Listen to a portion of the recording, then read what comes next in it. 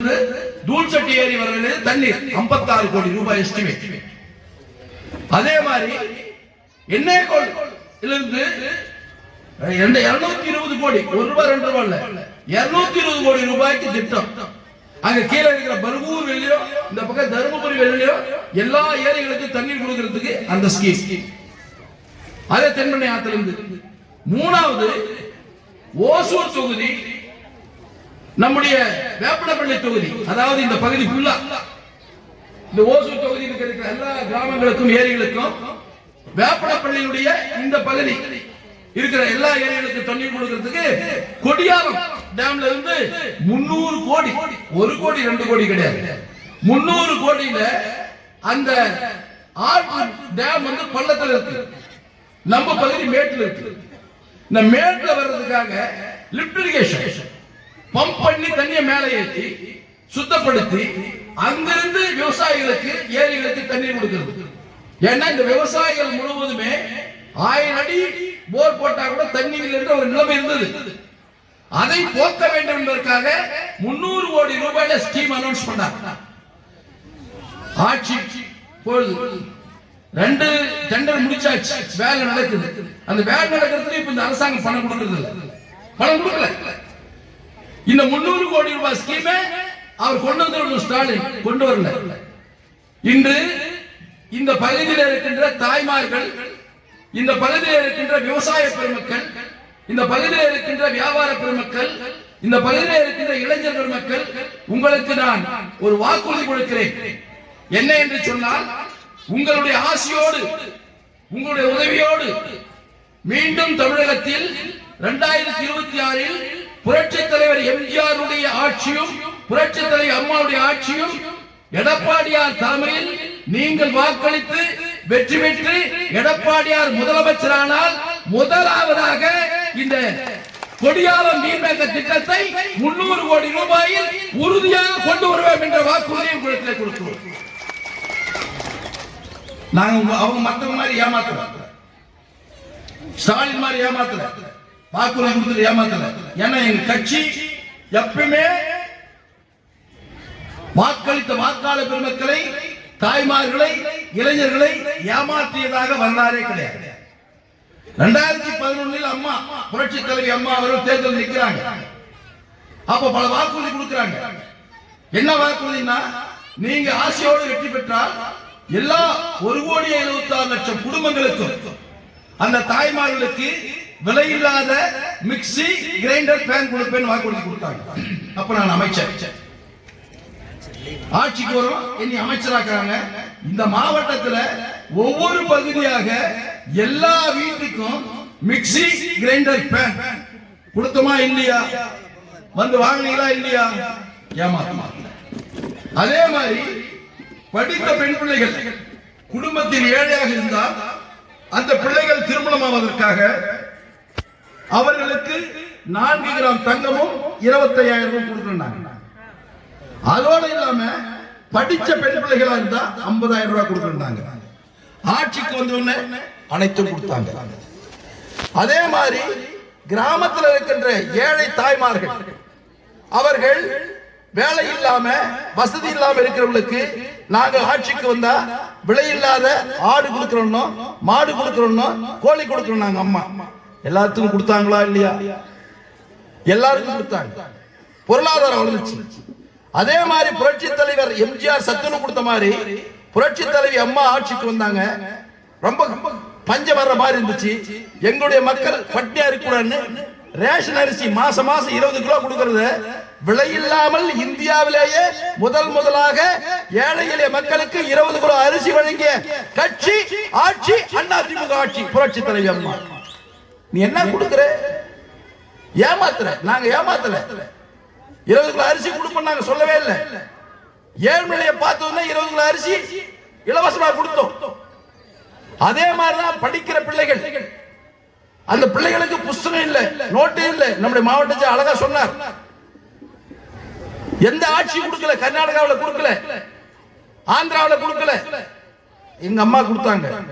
அந்த படிக்கிற பிள்ளைக்கு சத்துணவு புரட்சி தலைவர் கொடுத்தாருன்னா எங்க அம்மா என்ன பண்ணாங்க? சட்டை கொடுத்தாங்க, ஆந்திரர்களுக்கு புக்கு கொடுத்தாங்க, பேனா கொடுத்தாங்க, பென்சில் கொடுத்தாங்க, 8வது 9வது போனா சைக்கிள் கொடுத்தாங்க, 11வது போனா 15,000 ரூபாய் மதிப்புல லேப்டாப் கொடுத்தாங்க. இந்த குழந்தைங்க எல்லாம் படிக்குது.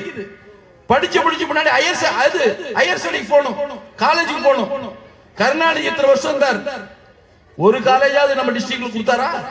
ஒரு காலேஜ். இந்த மாவட்டத்தில் மொத்தம் கிட்டத்தட்ட 7-8 லட்சம் குழந்தைங்க படிக்குது. 7-8 லட்சம் குழந்தைங்க படிக்கிற இந்த குழந்தைகளுக்கு +2 முடிச்ச பின்னாடி பாலிடெக்னிக் போகணும், இன்ஜினியரிங் போகணும், மெடிக்கல் காலேஜ் போகணும். ஏன்னா ஒரு காலேஜ் கொடுத்தாரா இவரு? நல்லா யோசனை பண்ணுங்க. ஏதாவது 1000 ரூபாய் கொடுத்த அந்த 1000 ரூபாய் வச்சு நீங்க என்ன டெவலப் ஆயிருக்கிறீங்க?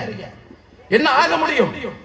ஆனா அந்த ஒரு பெண் பிள்ளை படிச்சுட்டு பாலிடெக்னிக் முடிச்சுட்டு போனான்னா அவ ஹையர் ஸ்டடி போறதுக்கு காலேஜ் புரட்சி தலைவர் எத்தனை காலேஜ் கொடுத்தாங்க தெரியுமா?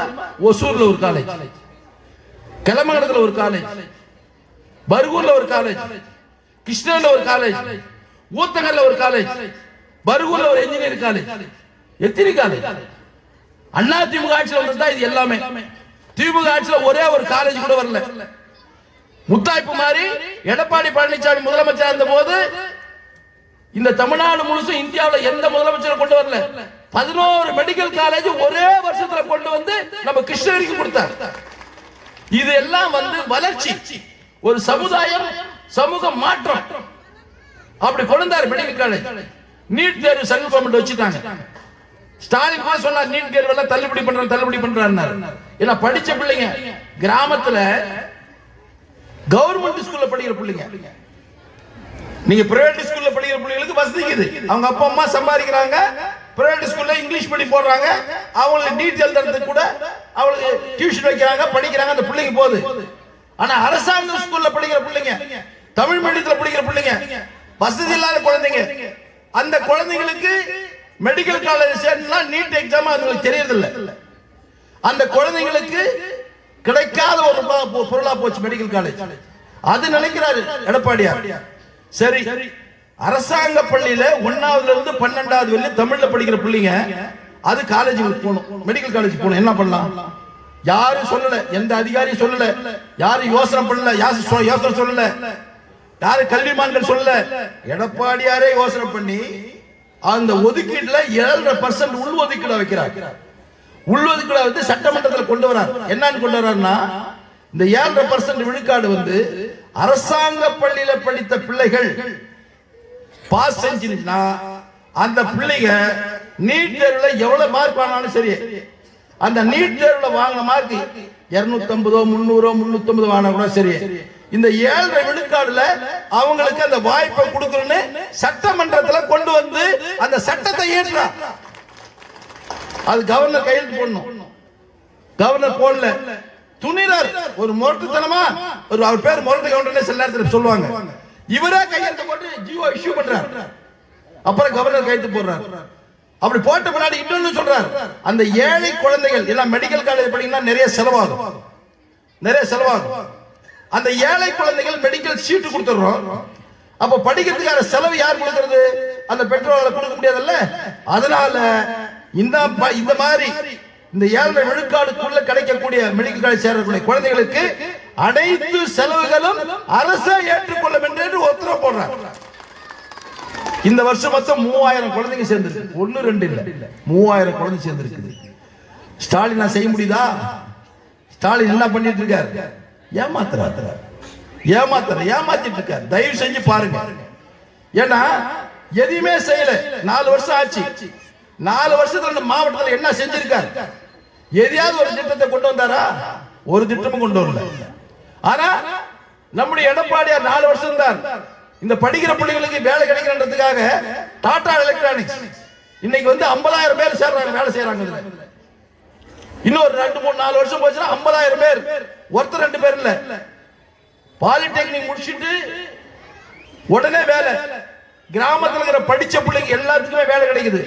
அந்த வேலை கிடைக்கக்கூடிய ஒரு சூழலை உருவாக்கி தொழிற்சாலையை கொண்டு வந்தது அண்ணா திமுக ஆட்சி.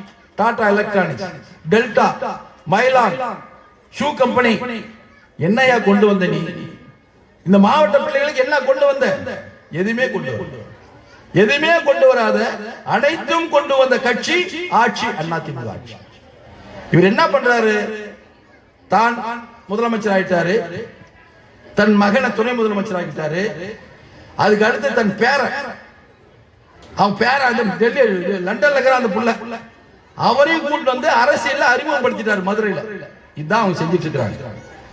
அதனால இங்க இருக்கிற தாய்மார்களுக்கும் உங்களுக்கும் பணிவாக நான் கேட்டுக்கொள்வதெல்லாம், உங்களுடைய ஆசையோடு 2026 மீண்டும் ஆட்சி அமையும். அப்படி அமைகின்ற நேரத்தில் அருமை தம்பி சுரேஷ் அவர்கள் அவருடைய பஞ்சாயத்திற்கு செய்த அனைத்து வேலைகளைப் போல இந்த பகுதியுடைய அனைத்து ஊராட்சிகளுக்கும் எல்லா விதமான அடிப்படை வசதிகளையும் முழுமையாக செய்து கொடுப்பதற்கு நான் வாக்குறுதி அளிக்கின்றேன். அதோடு மட்டுமல்லாமல் இந்த பகுதி விவசாயிகள், இந்த விவசாயத்திற்காக நிறைய பண்ணியிருக்கிறோம். எடப்பாடியார் வந்து முதலமைச்சர் ஆகும் போது இங்க விளையிற பூக்கள் சரியான விலை கிடைக்கிறேன்னு நானும் அன்பு தம்பி பாலகிருஷ்ண ரெட்டி சொன்ன போது என்ன செய்யணும் சொல்லுன்னு கேட்டார். ஏங்க ஒரு சர்வதேச ஏல மையம் எவ்வளவு செலவாடினார்? 20 கோடி. அதிகாரிகள் கூப்பிட்டாங்க, செக்ரட்டரிஸ் எல்லாம் கூப்பிட்டார், பேசினார். அவங்க ஒரு எஸ்டிமேட் போட்டு வந்தாங்க. 15 நாள், ஒரு நாள் 15 நாள் எஸ்டிமேட் போட்டு வந்தாங்க. 21 கோடி ரூபாய் உடனே சாங்ஷன் பண்ணார். ஏன்னா அவர் ஒரு விவசாயி, உடனே சாங்ஷன் பண்ணி 21 கோடி ரூபாய் சாங்ஷன் பண்ணி அது முழுசு முடிஞ்சு ஆட்சி போச்சு. இன்னும் மூடிய வச்சிருக்காங்க. அதே மாதிரி தான் புரட்சி தலைவி அம்மா அவர்கள் முதலமைச்சரா இருக்காங்க. இந்த poly house, pump set, current bill நம்ம அன்பு தம்பி பாபு வரார். அந்த பாலி ஹவுஸ் அசோசியேஷன் வருது. சார் விவசாயத்துக்கு கரண்ட் பில்லு ஃப்ரீ, ஆனா இதுக்கு மொத்தம் நம்ம பில்லு கட்ட வேண்டியதா இருக்குது, கரண்ட் பில் கட்ட வேண்டியதா இருக்கு. தயவு செஞ்சு முதலமைச்சர் சொல்லி அதையும் பே பண்ணி கொடுங்க. நேரா போனோம், முதலமைச்சர் சொன்னோம். உடனே அம்மா என்ன சொன்னாங்க? விவசாயிகளுக்கு எப்படி கரண்ட் பில் கொடுக்குறீங்க? அவரும் விவசாயி தானே. இமிடியேட்டா ஆர்டர் போட்டாங்க. உடனே ஆர்டர். அந்த பாலி ஹவுஸ் கரண்ட் பில் இருக்க கூடாது, எந்த விவசாயிக்கு நாம ஃப்ரீயா கொடுக்கிறோமோ அதே இவங்களுக்கு கொடுக்கணும்னு உத்தரவு போட்ட ஆட்சி அதிமுக ஆட்சி. பாருங்க விவசாயத்துக்கு என்னென்ன பண்ணிருக்காங்க. அதே மாதிரி பம்ப் செட் கரண்ட் பில்லு, அது ஒரு பெரிய போராட்டம் நடந்துச்சு. விவசாயிகள் போராடி மண்டை ஒடிச்சு செத்ததெல்லாம் உண்டு வரலாறு. புரட்சி தலைவர் எம்ஜிஆர் என்ன பண்ணாரு? சாதாரண விவசாய பம்ப் செட்டுகளுக்கெல்லாம் இலவசமா மின்சாரத்தை கொடுத்தார். அது அதிமுக ஆட்சி. அதே மாதிரி தண்ணீர் பஞ்சம் வந்த பின்னாடி ட்ரிப் இரிகேஷன், நம்முடைய இஸ்ரேலுடைய நவீன முறைப்படி ட்ரிப் இரிகேஷன் வந்தது. அந்த ட்ரிப் இரிகேஷனுக்கு முத மானியம் வழங்கின ஆட்சி அதிமுக ஆட்சி. புரட்சி தலைவி அம்மா மானியம் வழங்கினாங்க. இப்படி எல்லா விவசாயத்திற்கு தேவையான எல்லா வசதி வாய்ப்புகளையும் உருவாக்கி கொடுத்தாங்க. அதே மாதிரி ஏழை எளியவர்களுக்கு தேவையான அடிப்படை வசதிகளை முழுமையாக ஏற்படுத்தி கொடுத்தது நம்முடைய அதிமுக ஆட்சி. புரட்சி தலைவர் எம்ஜிஆர் 108வது ஆண்டு விழாவில் ஒரு நல்ல தலைவர், ஏழைகளை நேசித்த தலைவர், ஏழைகளுக்காகவே வாழ்ந்த தலைவர். ஏனென்று சொன்னால் தான் உழைத்த சம்பாதித்த அத்தனை சொத்துக்களையும் இந்தியாவில் எந்த அரசியல் தலைவருமே கொடுக்கலைங்க. கருணாநிதி இன்னைக்கு லட்சக்கணக்கான கோடி ரூபாய் இருக்கு, ஒரே ரூபாய் கூட ஏழை கொடுக்கல. ஆனா அதிமுக நிறுவன தலைவர் புரட்சி தலைவர் எம்ஜிஆர் தான் சம்பாதிச்சு இருந்த வீட்டை கூட, குடியிருந்த வீட்டை கூட காது கேட்காத, வாய் பேசாத அந்த பிள்ளைகளுக்கு அந்த வீடையும் தானமாக கொடுத்து அந்த குழந்தைகள் படிப்பதற்குரிய வசதியும் ஏற்படுத்தி கொடுத்தவர் புரட்சி தலைவர் எம்ஜிஆர். அப்படி ஏழைக்காகவே வாழ்ந்து, ஏழைக்காகவே தன்னை முழுமையாக ஈடுபடுத்திக் கொண்டு ஏழைகளுடைய நலனே தன்னுடைய நலன் என்று வாழ்ந்த அந்த உன்னத தலைவனுடைய 108வது பிறந்த நாள் விழாவிலே உங்களை எல்லாம் சந்திக்கக்கூடிய வாய்ப்பினை உருவாக்கி கொடுத்த என்னுடைய அன்பு சகோதரர்களுக்கு, தம்பிமார்களுக்கும் என்னுடைய மனமார்ந்த நன்றியை தெரிவித்து, உங்களுக்கும் என்னுடைய மனமார்ந்த நன்றியை தெரிவித்து விடைபெறுகிறேன். நன்றி, வணக்கம்.